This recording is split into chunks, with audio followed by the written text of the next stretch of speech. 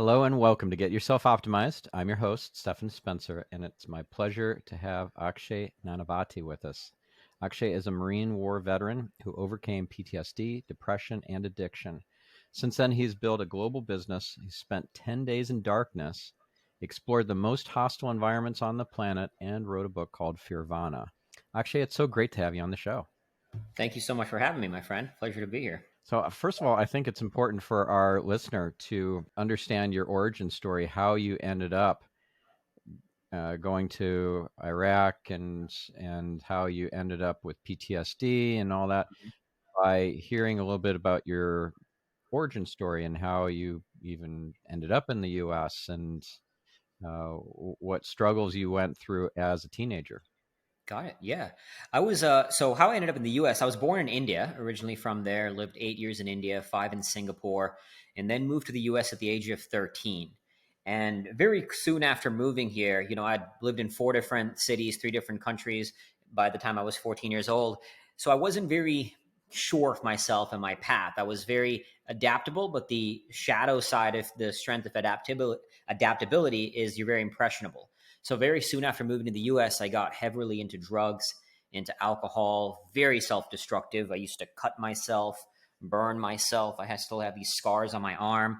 I lost 2 friends to addiction and was heading down that path myself until I saw the movie Black Hawk Down. You ever seen the movie Black Hawk Down? No, I have not. Okay, no worries. It's a war movie based on a true story. And watching this movie and watching these scenes of men sacrificing their lives for another human being, putting their lives on the line, and that level of courage, of compassion, of humanity, it planted something in my soul that just kind of took a hold of me. And I started reading book after book on military and life in combat. And almost overnight, I decided to stop doing drugs and decided to join the Marines. I wanted to stop living this very selfish, meaningless, and worthless existence I was living at the time and start doing something that you live separate from all the politics. In the military, you're living for the good of the group. All that matters is the men and the mission. Your well-being is a complete it's sidelined for the importance of something bigger. And it's profoundly beautiful to live in an institution like that. So I joined the Marines. It took me a year and a half to get in because I have a blood disorder that 2 doctors told me would kill me in boot camp. So I had to get a bunch of medical waivers, eventually got my way into the Marines. And the Marines first taught me the beauty of suffering. Marine Corps training was hard. I struggled. And the best part about that was I started to discover something in the human spirit to transcend that struggle, to transcend that suffering and to tap into something greater. And that was a profoundly beautiful experience. So I started looking for other ways to very systematically confront my fears and push myself and explore how far I could expand those limits the perceived limits that I had. So I got big into outdoor sports, from mountain climbing, cave diving, skydiving, rock climbing. I mean, you name it. Nature became my playground to explore the limitlessness of the human soul. And then in 2007, I was deployed to Iraq as an infantry non-commissioned officer. One of my jobs out there was to walk in front of our vehicles looking for bombs before they could be used to kill me and my fellow Marines. So a dangerous job, as you might imagine. But I had learned now by this point, and all these life experiences were kind of continuing to refine my abilities to master fear, to master struggle and adversity, and to live for something bigger. But then I came back from the war, and that's when I really struggled. I was diagnosed with PTSD, lost a friend in the war, lost a couple of junior Marines to suicide. I was drinking very heavily. I got to a point where I was drinking like a bottle of vodka a day till, one morning after 5 days of binge drinking, I woke up and I was seconds away from slitting my own wrists. That moment, that wasn't like the moment that radically changed everything and I was all good after that. But that moment was the transition point that began a slow, rocky, brutal, hard climb out of the abyss into the work I now do, into writing this book, Fearvana, into helping other people transform their own relationship with suffering, with their own demons, to becoming an ultra runner, a polar explorer, adventurer, mountain climber, and transcending my own demons, but more importantly, leveraging them as a source of fuel to live my legendary life, to live my version of a legendary life and my path to bliss. There's so much to unpack there. Let's start with, you were cutting yourself and burning yourself as a teenager. Help us to understand what your mindset was that took you to that place of self-destruction. I was, in a way, when I look back on my life now, it was the same person I am now, like channeling this desire to play on the edges, but in a very negative way. There was no virtue to that pain that I was seeking, right? Like unlike when you're running ultra marathons and you're doing the kind of things that I now do, you suffer a great deal, but there's purpose to that suffering, there's intention to that suffering, there's virtue to it, there's a spirituality to it. Back then, I was just, like me and one friend of mine, we were the first two in our group to start going from alcohol and marijuana to much harder drugs. That friend ended up ODing on heroin and died. So I was that guy pushing that edge. And this was like, I was the crazy guy in my group of friends. They would sometimes see me like this scar here. I took a cigar and burnt my arm. And I was doing it in front of my friends, and they were like, "This dude's crazy." So I think looking back, like it was my vehicle of expression to be the crazy guy in the group, in a way to seek approval. I obviously wasn't very sure of myself, for sure, to kind of get that validation, to get that approval, and also there's something very pure in pain. So again, now I seek it, but now I seek it in a way where there's virtue and there's purpose, there's intention to it. And I think back then I was doing that with no consciousness as to it, but there was some part of me that was like the seeds of who I am today and everything positive I am doing today was there. It just was channeled in a very negative way. And I mean, I did a lot of dumb things where it's shocking that I made it out alive. And if not just even for myself, that I didn't thankfully hurt anybody else and kill anybody else as well. We did a lot of stupid things, and it was just a complete disregard for any common sense. That was channeled this desire for the edge in a very negative and unhealthy way. Something I learned from studying Kabbalah, which is Jewish mysticism, is that Mm-hmm. we don't own our body; we rent it. Right? It's a borrowed asset during Mm. our lifetime. And if you really take that on board, then you don't have any right to slit your own wrist, to burn yourself. So I'm Mm. I'm curious to hear your take on that concept that we don't own our body, we rent it. It's I had never heard that version. I've heard the term Kabbalah and familiar with it, but I don't know that part of it, that aspect of it.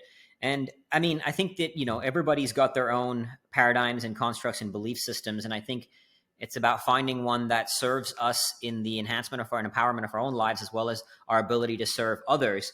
So that's not sort of a belief system I had known, or necessarily one I ascribe to. Like the way I see it, it's a, not to be cliche, or I guess, but that body is my temple. So it's my job to take care of my mind, body, and spirit in the healthiest way possible, not just for myself, but for all those around me. Talking about what I learned from the Marines about self transcendence. We don't exist in this vacuum of ourselves, right? We are part of something bigger, and you can look at that in a very practical way. If we live in a society, and you can look at that in a spiritual way. We're part of a one, human family. And so, with that said, the self-actualization that we seek, right? If you look at Maslow's hierarchy of needs, self-actualization being the highest one, as Viktor Frankl said, self-actualization is a side effect of self-transcendence. So I believe Mm. that the body, the mind, and the spirit, they are all tools in that journey of self-transcendence. And self-transcendence for the self, meaning like I transcend my body's pain. So, for example, I go to the gym and my body hurts, but I'm doing that for the body, right? To grit the body stronger. So, in some sense, you have to transcend the body for the body. You have to transcend the mind for the mind.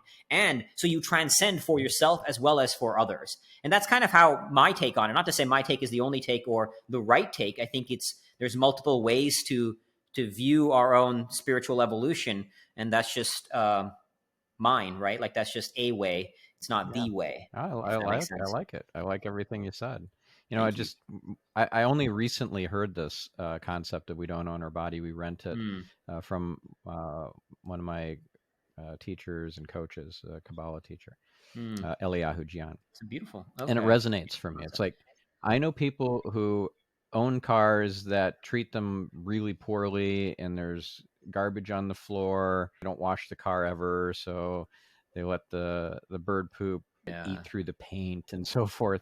But they wouldn't Yeah. do that to a car that they Rental car. borrowed from their friend. Yeah, they wouldn't treat the car the same way if they were just a steward of it for Yeah. a friend or neighbor while they're on holiday and, looking after the car sort of thing. So Absolutely. that No, it's a great point. resonates for me and allows me to take better care of myself than I had. I just recently started working out, for example, after a several year Mm, hiatus. I'm back at the gym. I have a personal trainer. And the awesome. last time I had a personal trainer and was going to the gym regularly was pre-pandemic. So that was several years ago, like 2019. That was Wow. 3 years ago. Yeah. Wow. So now I'm back at the gym. It's been Good a for month you, man. now. Happy to, yeah. I'm Awesome. I'm feeling much better, Yeah. and it feels right to me that it's not just my body is a temple. It's not even my body. Hmm. I get to borrow it for this lifetime. Like, okay, I better take good care of it. So Yeah. that's helpful for me. But I Beautiful. Yeah. loved everything you said about. And I think that's the Yeah. key is like finding a paradigm and a belief that serves us in the enhancement of our own lives. And there's multiple ways to go about that. Now you mentioned Black Hawk Down as a powerful, pivotal movie in your life. I'm curious what your thoughts are on Hacksaw Ridge. That Did you see movie, that movie? absolutely. That movie touched my soul in the deepest way. That movie and the book. So a few years ago when it came out, and I had just gone through a very, very challenging divorce. It was very complicated for multiple reasons, and I ended up breaking my sobriety when that happened. I went into pretty dark spaces.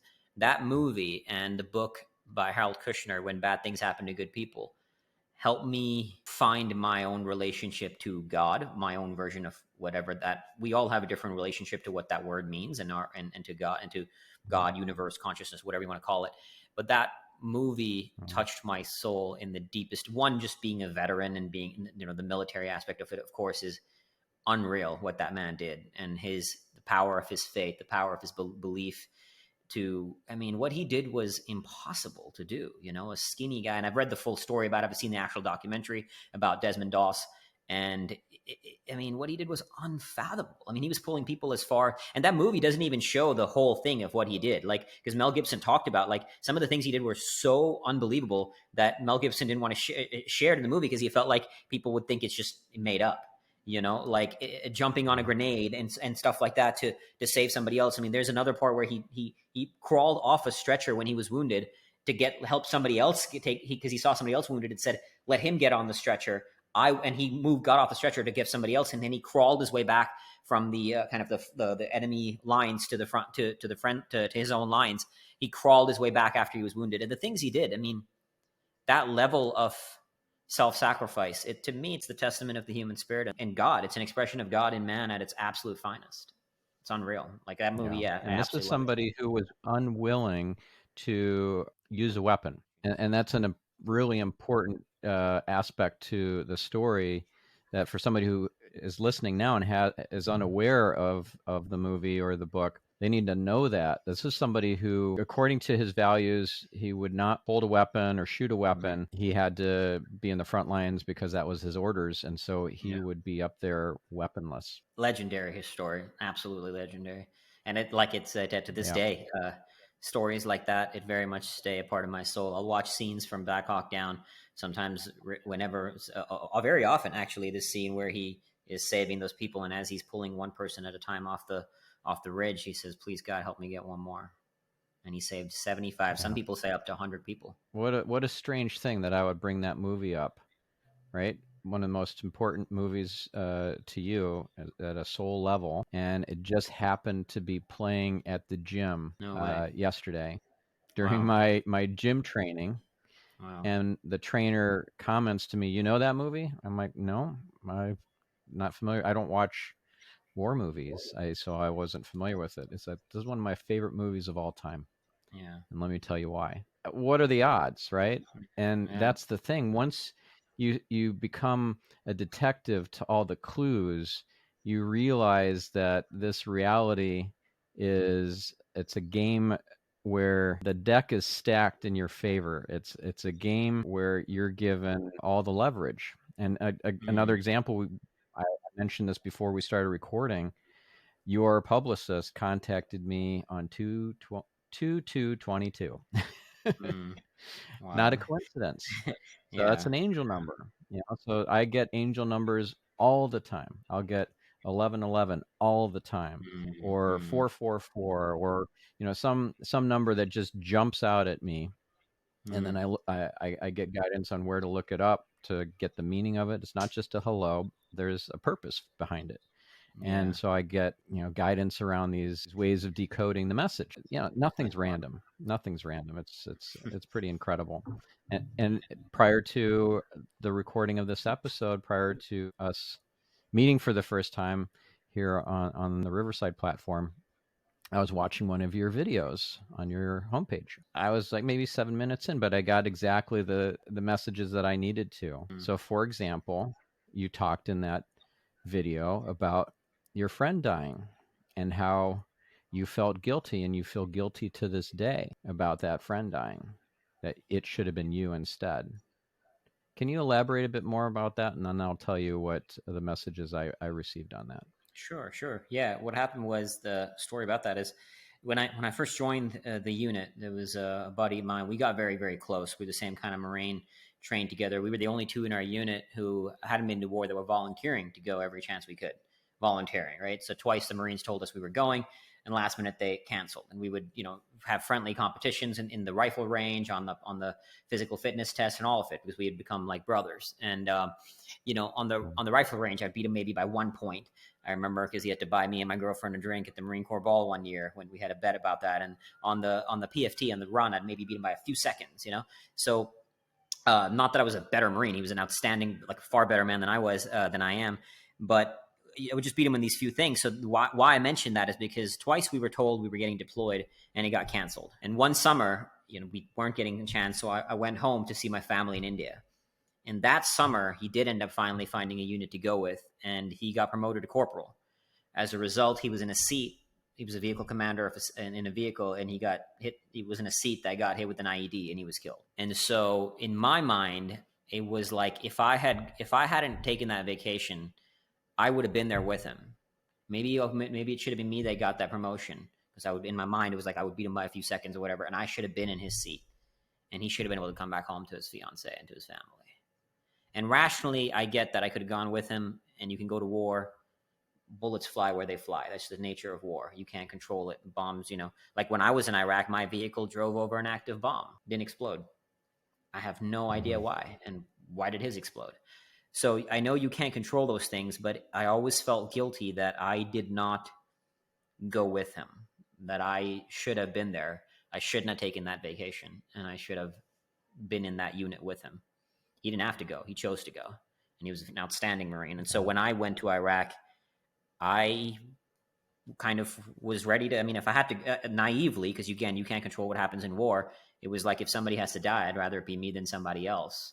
Again, you can't control that. I came back, and I struggled with that, because why do I get to live? Why do I mean, I didn't get shot. I didn't lose any limbs. What have I done to be, I just barely, I did my job out there. I was no hero or anything like that. And I did my job honorably and did what I had to do, but I didn't do anything special to earn this life. And so I struggled with that for a long time. That why do I get to, and to this day, there's remnants of it. I'm no longer like miserable. I'm no longer drinking. I love my life. I treasure life, but there's days when it shows up, and you just learn to use it. There's some things I don't like. I don't like when people just say get over things. There's some things you don't get over, but it's not about getting over it. It's about learning to use it. My guilt is an ally now.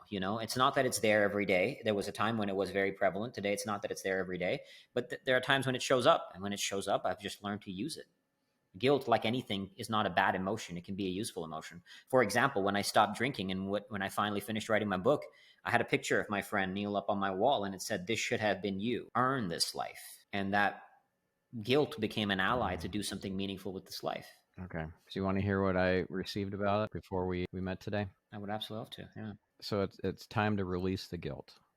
The guilt doesn't serve you. I know you've got a great kind of story to tell yourself about the guilt being a empowering, helpful thing, but it is a lower vibration emotion compared to things like joy and enlightenment and gratitude. Everyone is assigned a death date. We have some choices because we do have free will. Let's say that you get 5 potential death dates. So you're on the freeway of life, and there are 5 off ramps. You could take any of the 5. Your friend took one of his 5. When the bomb didn't explode that you drove over, that wasn't random. That wasn't luck.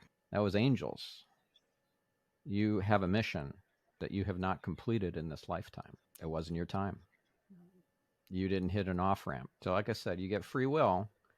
So you can do stuff like you can take a hard right off of the freeway when there's no off ramp. You can commit suicide, for example. And then there are consequences. The law of karma kicks in, and it's not good. It's not good. So, very glad that you did not take an out like that. I know you Thank you. hit some really Appreciate you dark saying that. times, I appreciate you saying and that. it's not easy. The thing that is really important to take on board is that it shouldn't have been you. It was never meant to be you. It was always meant to be him. Now, an angel could have intervened and saved him from, that off ramp. But again, we have free will, and it's not just our self here on the ground. It's our higher self, our light avatar, or oversoul, whatever you want to call it, that sees above the tree line, that's up above the treetop canopy, that sees the bigger picture, and that this isn't our only lifetime, and that this isn't our only chance to work on things like our soul corrections, what in Hebrew is referred to as tikkun. That's what I received about it. Only take what resonates for you Thank you and for sharing. discard the Yeah. rest. That's great advice for any spiritual teaching or any reading that you do or any bit of advice that you get from a coach or a friend, because not everything is true and correct. You have to be discerning in your life to take on what is only meant for you and not take on the stuff that is not.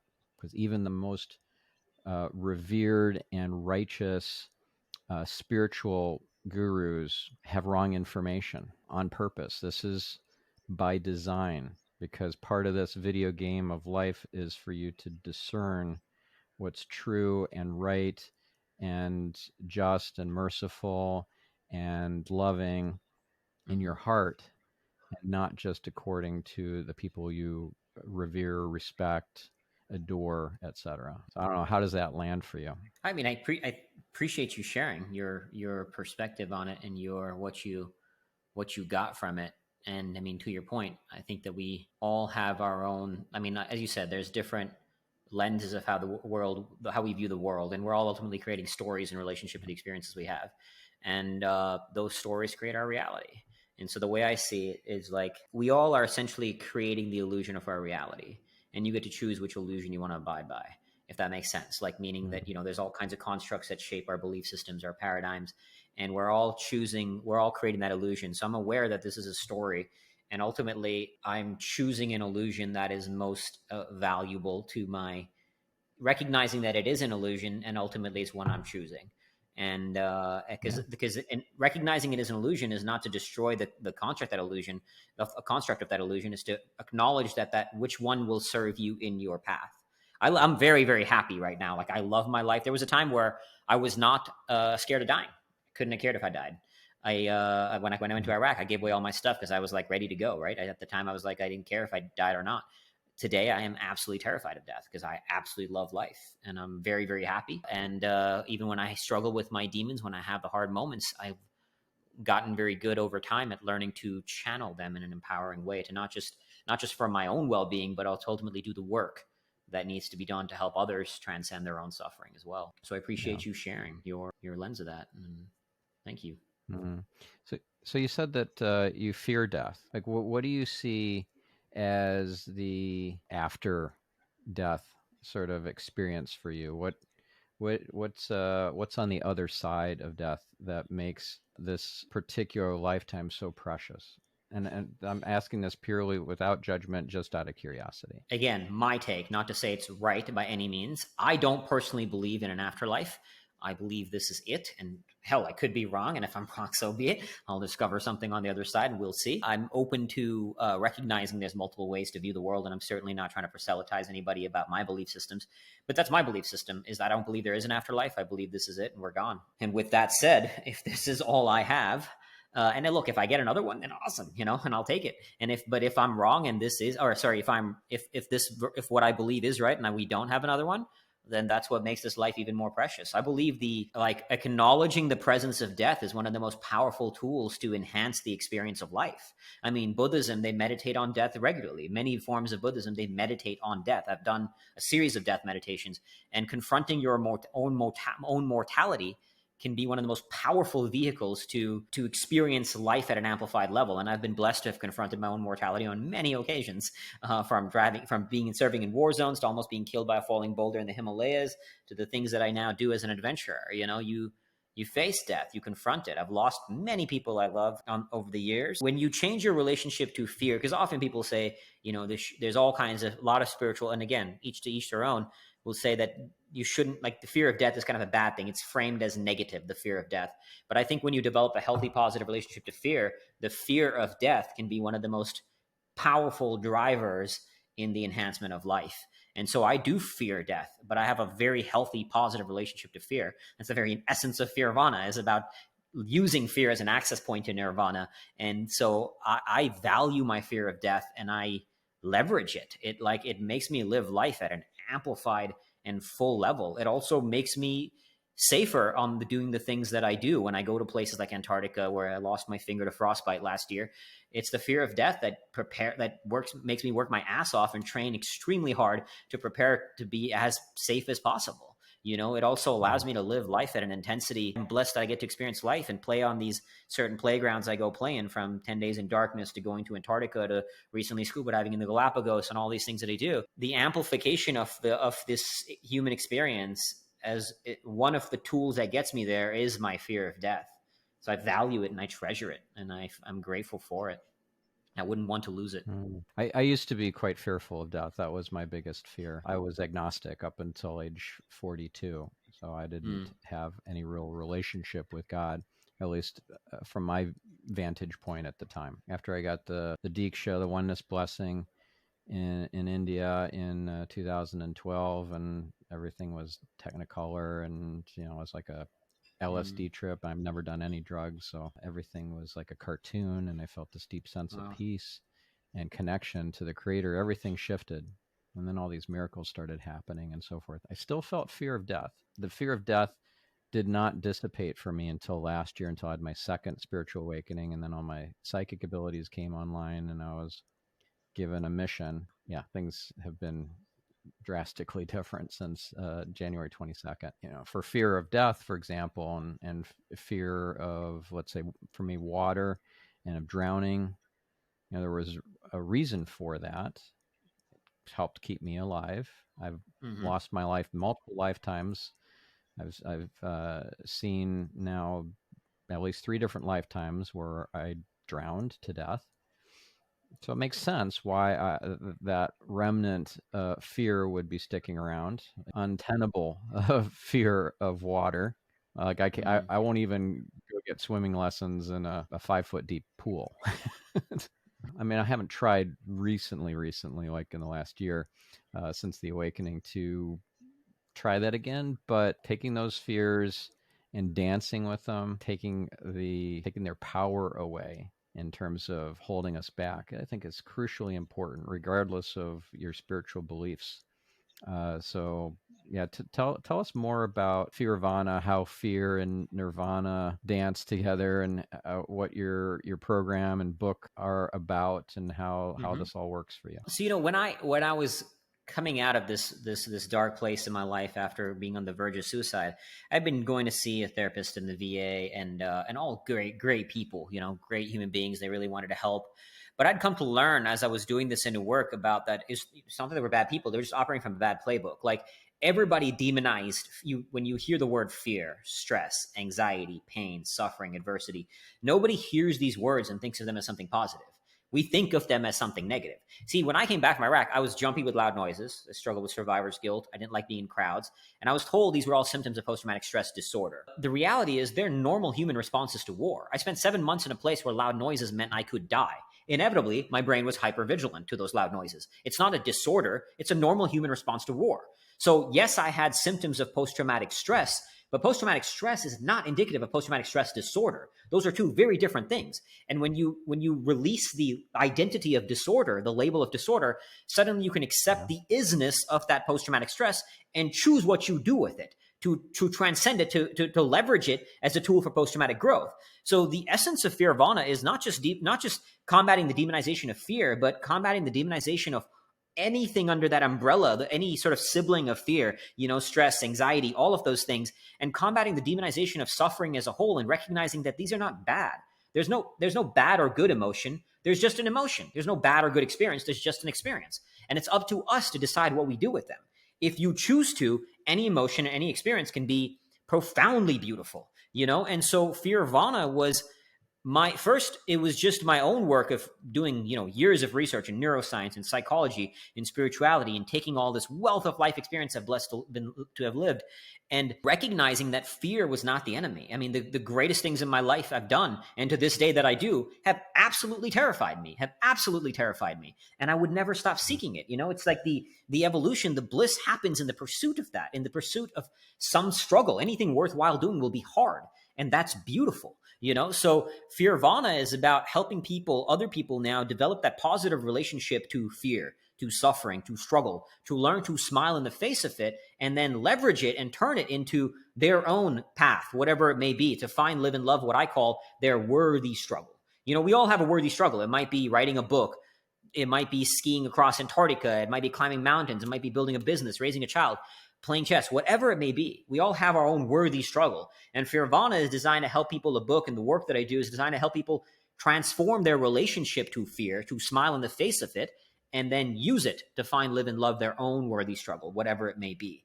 And that, at the core of it, that what we do is, I believe, solving the greatest problem in the human condition, which is our negative relationship to suffering. Because if you think about it, what do we ultimately seek at the core of it, right? You dig deep beneath the whys of all the surface level stuff of the house, the car, the relationship.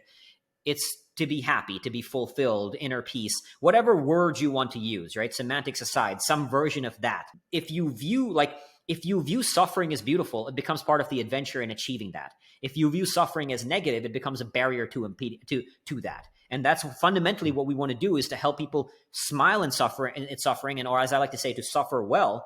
And once you do that, you can find bliss on the journey of life, which is ultimately everything, right? You can find bliss whether life punches you in the face or whether you're pursuing something challenging. The struggles of it become beautiful. They become part of the adventure. They become an experience worth having, not an enemy to avoid. And that's what I've continued to do in my own life, and I, through my work, help others do as well. I love what you said about PTSD and the label of it versus experiencing post-traumatic stress.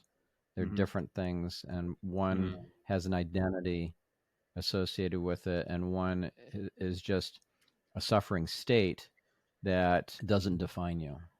And what occurs to me when you're talking about that is this happens a lot to kids who are labeled as ADD or ADHD. That's a disorder. The D is disorder. So that's a terrible label that doesn't serve them. And instead, they could see it as a superpower. I interviewed Exactly. Dr. Ned Hallowell, one of the world experts on ADHD, and he describes ADD as having a Ferrari engine but bicycle brakes. It's not that you don't have enough attention, that you lack Interesting. attention. It's you have an overabundance of attention, and you don't know how to direct it. And wow, what a fabulous interview! What a genius man! And he's a prototypical example of somebody with ADHD, but he has turned that into something that has been his biggest superpower and gift. It's amazing. My wife says that the gift, sometimes the bow is on the bottom, so we don't see it, right? We don't see the gift Yeah. until later. But yeah, just Oh, that's what occurred to me when you were talking about the label and the disorder. I fully resonate. Yeah. It's amazing. It's a Yeah. great take on it. I like the analogy. I hadn't heard that one before as well. And I also want to acknowledge what you're saying about suffering not necessarily being negative. Just like ego, people really badmouth ego as being a terrible thing. Well, God Yeah, and created I ego for a reason, for a purpose.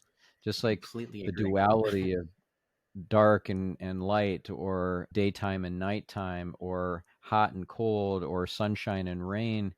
You can't appreciate one if you don't have the other.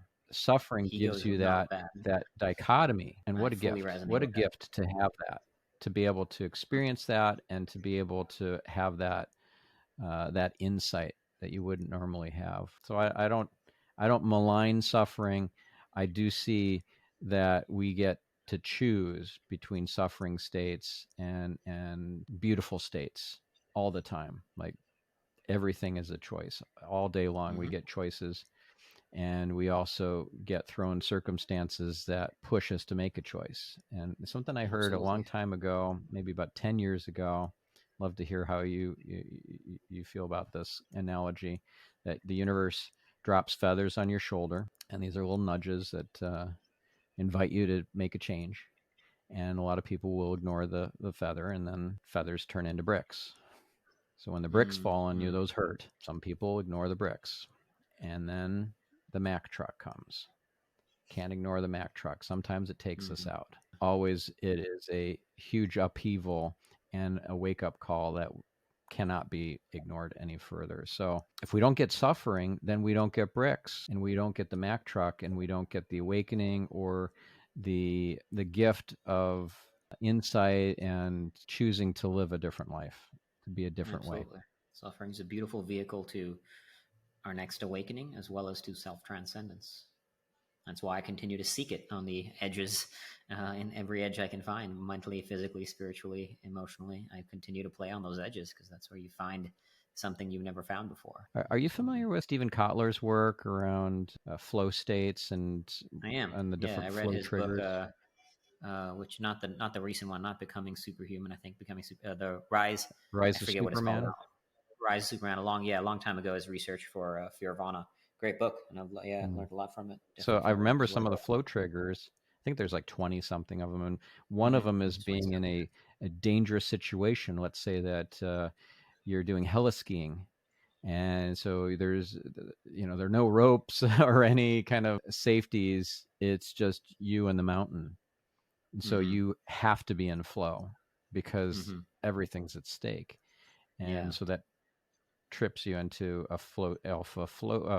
brainwave state, a flow state. So Yeah. I'm curious Yeah. to hear about your experiences with getting into flow. Yeah, I mean, I play a lot of the similar playgrounds, so you definitely get into it. Like last year, I was climbing Denali, and there was on the 16 ridge. It's such a thin ridge line. You're putting one foot in front of the other, and on each side of you, there's like 1,000 foot plus drop. And your Mm. mind has nowhere to go but that next step in front of you. It very much puts you into flow. So yeah, I've been blessed to experience it a lot. And you can find it. It doesn't have to be because risk is a relative thing, right? Like walking up to a girl in a bar could be is for me more terrifying than climbing a mountain, right? Like so it's just finding like, and like he also talks about, and this was all birthed by sort of the father of flow, Professor Mihai Csikszentmihalyi, who wrote the book Flow, The Psychology of Optimal Experience. Talks about that finding that fine balance between this activity being challenging enough but not too hard, because if it's too but not too, like, so you're finding the balance between it not being too easy or not too hard, right? That balance is where you find that state, because if it's too hard, you're just going to either activate too much fear and just go into kind of panic mode. If it's too easy, you'll be bored. So finding that playground, I call it the zone of Fearvana, where I say the balance between the level of fear and your level of training in that area, and playing in that area, and that area is going to be different for each person. But only through self-awareness and through action can you figure out where your area is and continue to expand that zone. When I was a time in my life where I used to be scared of Ferris wheels, not even a roller coaster, Ferris wheels scared me. And then today I do a lot of dangerous things, but that didn't happen overnight. I continuously stepped into the zone. Not again, back then I didn't do it as consciously, but what I was doing now, looking back at it, stepping into that zone, pushing one step at a time. I remember driving to the drop zone once when I was going skydiving, and there was a big part of me hoping it would rain so my dive would be canceled. And it didn't rain, and I went, and I leaped, but I was terrified, and so you step into that, and then it expands, and then it expands, and it expands, and then where you can go. The whole point of expanding that is not so then you then rest in it, but then you can push further. Because the further out you go, the more discoveries you find, the more you tap into the treasures of the human experience and the human condition. And that's the point, is just continuing, like, until death there's always more evolution to be had. And so continuing to play on those Yeah. edges to find new treasures. So what's it like to do ultra running? I used to be a runner, but not ultra running. I've never even done a marathon, but in high school, I ran track and cross country. I helped set a school record in the 4x800 meter relay. So I ran a 2 minute and 6 second 800 meter, which is pretty good. Wow. So I'm curious to hear your what is it about ultra running that is so awesome and interesting for you, and it's not Yeah. just marathons, or it's not just the shorter distances, or like Hmm. running 10Ks or something like that. One of the things I love about the longer distance endurance sports, as opposed to whether it be shorter runs or even, let's say, going to the gym, is the extension of that time factor. So you're going into new spaces because now you're battling firstly, the suffering is quite arduous. You go deep into the pain cave when you're the longer you're out there, and you're navigating that time element, and have that relationship to time. Because if you start letting your mind, like when I did a 24-hour run, and if you're on hour 2 and you start thinking about hour 24, you're going to lose you're going to lose it. You're not going to have that mental strength to continue. So what I love about it is how far it pushes you beyond yourself. And because of that extended period of time, it's not just, oh, I know that I have to only suffer for 20 minutes on a high intensity interval training. And I'm not knocking like high intensity interval training. I do it as well. It's a beautiful thing, but it's only going to be this much. Here it's extended. And so you have to navigate that. So I love the mental aspect of it. And because of that, like a long run or a long polar expedition or mountaineering, it becomes a microcosm for the entire human life. In that one condensed period of time, you experience intense highs and intense lows.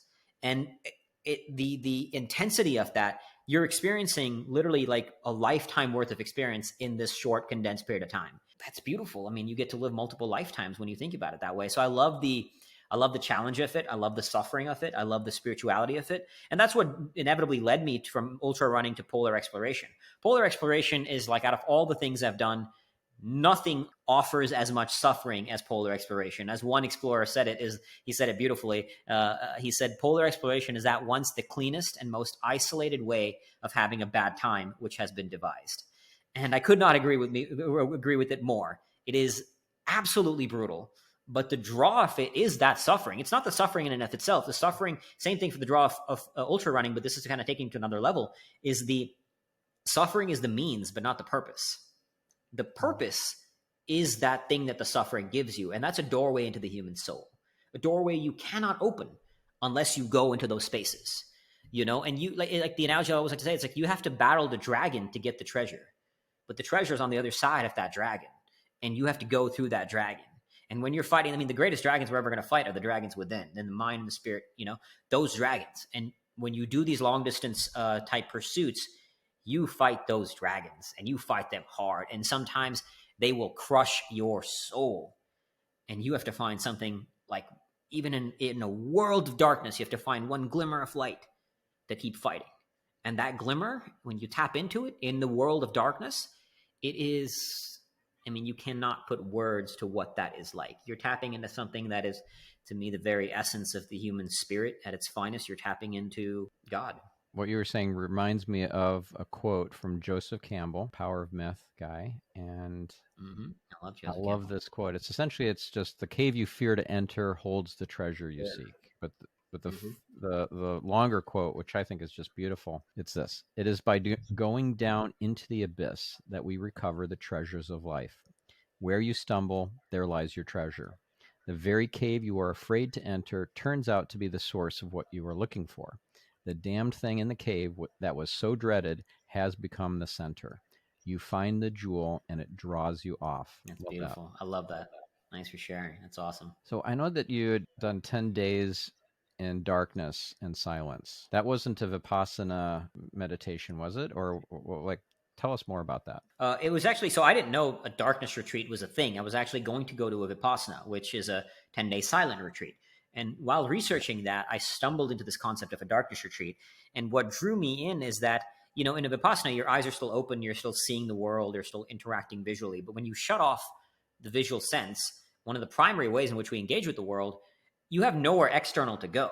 So even at the simplest level, if I can see that's a wall, that's a door, And then my mind has somewhere outside myself to go. In the darkness, you have nowhere outside yourself to go. So you're forced to go within. And that journey will take you into places, into your own soul that you've never gone before. And when you open those doors, you don't know what's going to come through those doors. Because the 10-day darkness retreat was the second time I've done a darkness retreat. The first time I did 7 days. The second time, which was just a few months ago, fairly recently, I did 10 days. And just again, wanted to go deeper. But you're finding things you've never found before, and you have to face those things.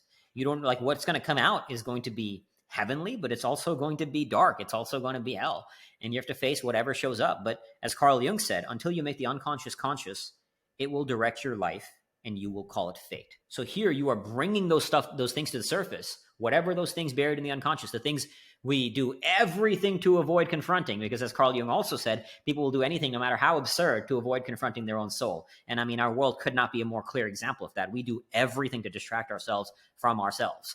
And so here you have nowhere to run. And so you're bringing that stuff to the surface, and it's hard. It's a challenging journey. It's a brutal journey, but it is such a rewarding and a fulfilling journey. What you find in that, now you can bring to the surface and do something with it instead of letting it control you. So it was that's why I went back for the second time. It was it's not easy. It's obviously very, very hard, but it is a profoundly beautiful experience. You also start to see lights in the dark because your brain, they say, starts to release DMT. So you see lights in the dark that are as real as anything else. Like the brightest light I've ever seen was sitting in a dark room. Amazing. Have you ever done DMT? Like taken it? I have as a substance? not done ayahuasca or DMT. I choose to seek it through the darkness, and I find that find that personally to be more valuable and more fulfilling, because I've done other versions of it, not DMT specifically, but I'm with you on that. I don't really have any desire, any calling to do any plant medicine or substance to help open doorways to the other side of the veil. I just work on getting there through intentionality and breath work and prayer and so forth, and it works amazing. I think you can kind of get thrown for a loop if you're doing some plant medicine journey, and let's say you don't get the right shaman, or you're spiritually not ready for it, you could get a kick in the pants. I know a lot of people it's made a difference. I know a ton of people who've done it, a lot of my friends, and some people it's really made a difference. So, ultimately, again, as I've said before, find your path. But I think we just have to be careful that we're looking at, and my take on it, I think there is value to it. I think people can benefit from it. I know people who have, but I feel like collectively as a society, we're looking for shortcuts in every way, even now to enlightenment, because you can get the same experiences. I know somebody who's done like all the psychedelic things, the DMT, ayahuasca, this, that, and the other thing. But they also did the 7 days in darkness, and they got more from the 7 days in darkness than they did from all of those things. Even from my experience of a little bit I have done of MDMA and stuff like that, like I got more from the darkness. But the darkness, you have to earn your right to that doorway, because you're sitting in 10 days of darkness is much harder than popping a pill, literally or figuratively speaking, whatever the thing may be. So I feel like we just have to be careful to looking for shortcuts even to enlightenment. But I think anyone, like, if you go into 10 days of darkness, I think it'll be a deeper, more profound journey from my own experience. But like, again, it's not the only way. And if the other way helps, and if you find some beauty in it. So you mentioned earlier in this conversation how just the illusionary nature of reality. So I'd love to get a better understanding of that from your perspective, since you also believe that this is your one shot at life, but yet it's also an illusion that we're living. One way I equate it to is like the holodeck on Star Trek Voyager, where you can program in the parameters of the holodeck program with your belief systems and positive expectancy and faith and trust in the creator and all that. But yeah, I'd love to hear, like, how does this idea or belief in the illusionary nature of reality, and that this is your one shot at life, how do those work together for you? Let's start by breaking down the illusion, the way when I say the illusory nature of reality. So let's, at the simplistic level, right? Let's say I see a tree out there, and I look at that thing. I see it as a tree. I see it's green. What makes it a tree? It's because I've learned from a young age that thing I see is called a tree. That color that I see is called green. So those are constructs attached to my lens of reality. And how we view reality is a series of constructs that have been shaped over time through genetics, through life experience, through our parents, through our belief systems, through everything that has made us into who we are today, right? So now I can recognize that, but then the question then inevitably becomes, what's beyond the construct? Like, can I see a tree and not see it as a tree? Can I see green and not see it as green? And if so, what's there? And it's really hard to do because that construct is very embedded in reality, right? But there are moments of transcendence, and the good example of this is seeing a white light in darkness, where literally the brightest white light I ever saw was sitting in a dark room, where suddenly you're beyond constructs, when you're in pure experience. And the inherent nature of that pure experience of like that very minuscule moment that is beyond any construct, it cannot be described, because the second I put words to it, I'm attaching conceptual thought to it. The nature of words, it's all conceptual thought. Everything coming out of my mouth right now is based on conceptual thought. It's based on a construct that I've learned through life experience. And these things are not bad. The key is to recognize they're not bad. It just is. There's value to this. So when I recognize that everything about how I see this world is an illusion in that sense, the key is also is acknowledging the duality, right? Like, if I jump off a building, I will still fall and die. If I put my hand in fire, it will still burn. You have to acknowledge that the duality of it coexists. I can acknowledge the illusory nature of reality while acknowledging the pragmatic nature of reality, right? But by stepping into the illusion and recognizing each one of these things as a construct, from the simplest way of that tree is green as a construct to the more deeper way of how I view reality. What do I believe about myself? What do I believe about the world? What do I believe about my goals, about everything, right? The very nature of my belief is a construct. But the problem is, I think where people struggle is we don't see it as a lens. Like, when you engage with reality, you're not engaging with reality as it is. And think of it like this. You're wearing red glasses. Everything you see is going to be red, right? Even if that thing is green, it'll look red because you have red glasses. Those glasses, those colored glasses, quote unquote, is your perspective, is your paradigm, it's your construct, it's your belief systems of the world. What stops us is, we often, human beings, we don't see it as a construct. We see it as real.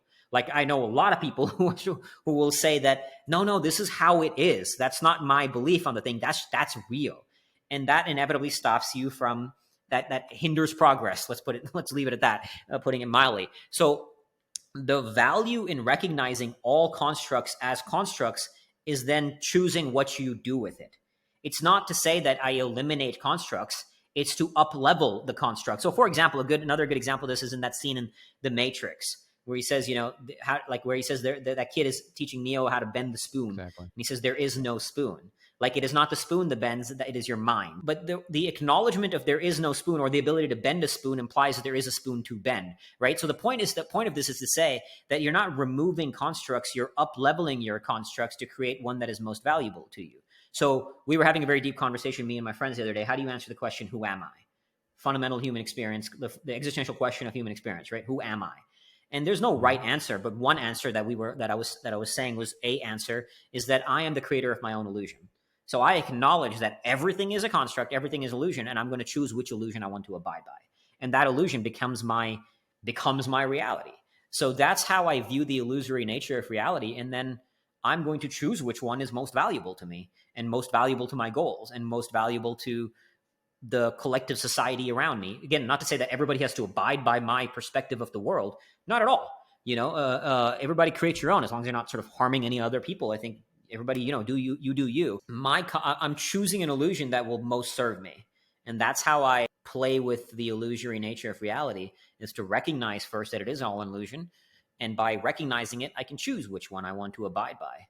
Yeah. And then these illusions help me live a better life. Yeah, it's being aware of your awareness. You have awareness. Absolutely. Of your awareness. Meta awareness. Exactly. It's meta awareness. That really is it's recognizing that all of this is it's a thought. You don't attach yourself to the thoughts and feelings as real. You recognizing then, this is a thought, this is a feeling, this is an experience, but I'm not my thoughts, I'm not my feelings, I'm not my experiences. I'm the thinker of my thoughts, I'm the feeler of my feelings, and I'm the experiencer of my experiences. So that's going meta. That's recognizing the space between what is and who you choose to be outside of what is. Once you recognize that space, then you can choose from what you do with that space.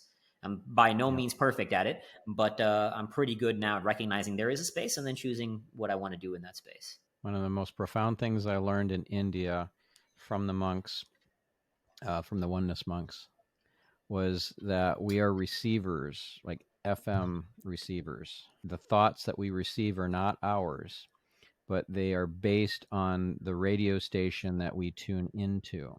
So by having a higher vibration, we tune into higher quality radio stations. Lower vibration, a place of hopelessness, dread, apathy, etc., invites lower quality thoughts into our consciousness.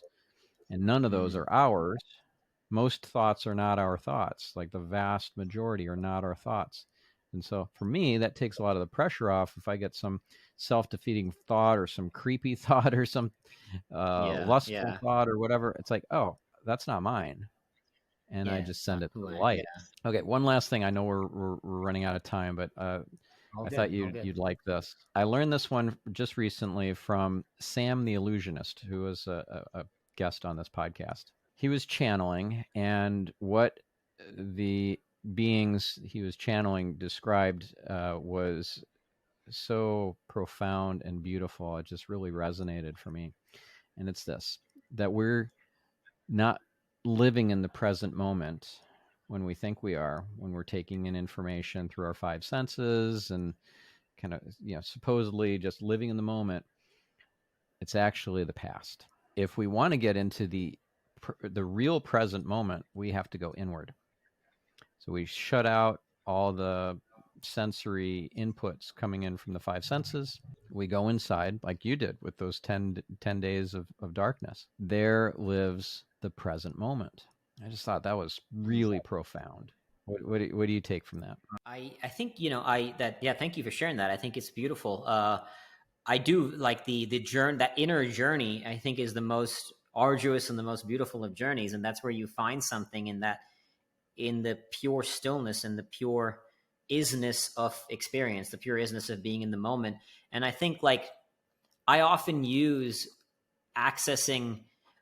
I think it's a duality. Look, again, not to say my way is right. I'm not disagreeing with this. Each person has their own take. I think tapping into five senses can bring you into the present and bring you into stillness. Like I often use that as a way. Let's say my mind is wandering because I'm nervous about a hard training day, or my mind is thinking about the million things on my to-do list. A simple way to shut that off is just bring myself back into the five senses. And I use the five senses as a vehicle to stillness of mind and to bring myself into the now. And this and that I believe is being present in the when I can shut this off and be in myself fully. And this is not to say that inner journey is not being now. I think it's a duality that can coexist. Is my take. So I often use the five senses as a way to bring myself into the moment when I find my mind wandering with the million things that sometimes it may wander with, So I use five senses to bring myself back into presence, and then it can be a doorway to go deeper. And sometimes sometimes I don't have the bandwidth to go deeper because let's say I got like work to do or something, and I got to go or something to do during the day. Other times I'll go venture off and go to 10 days of darkness. Mm. So they both can be an access point into the isness of pure experience. Right. So you use the five senses as an access point to go inward, which makes a lot of sense. I hear a lot of folks talking about that, like focus on the breath, focus on, the sounds of the birds or whatever in the background, find a focal point and just let it be. Don't get hung up by it. It just, it just simply is, and that gives you that awareness of your awareness that you can then sink into. Mm-hmm. This is another little trick or hack that I learned recently. This one's from Jason Campbell, the meditation musician. Amazing. Like if you're busy in your thoughts and your mind is just going 100 miles an hour, you could just have the thought, I wonder what my next thought will be. It's like a light switch. You just, it shuts off all the chatter, all the monkey. That's cool. I like that. Yeah. Yeah. The monkey mind. Yeah. I wonder what my next thought will That's really be. cool. It's really cool. All right. It is Well, a I know cool we're way to out of think. time. So let's wrap this up. If our listener or viewer wants to work with you, they want to read your book, they want to go through some of your programs, or just follow you on social media Sure. and Yeah. read some of your articles, where should they go? You can find me on Instagram, which is the primary social media platform I use, at Fearvana, Fearvana. A book, Fearvana, is available on Amazon and Kindle, Audible paperback. All the profits go to charity as well of the books. We support many beautiful causes. And you can find me at fearvana.com, where we have like a training on the 25 different ways to navigate the pain cave, whatever physical, emotional pain, spiritual pain you might be struggling with, different quote unquote weapons to help you navigate that. And that's where you can reach out to me to go deeper into the various ways I train people in finding and living their path of Fearvana. Well, Akshay, this was Absolutely. fabulous. I loved the conversation, and I love how Likewise, my open and friend. vulnerable you are, and how much you want to serve and add value to people's lives. So thank you for all that. Thank you so much for having me. It's been a pleasure. Thank you. Now, listener, go out there and make a difference in the world. Live your best life, and we'll catch you in the next episode. I'm your host, Stephan Spencer, signing off.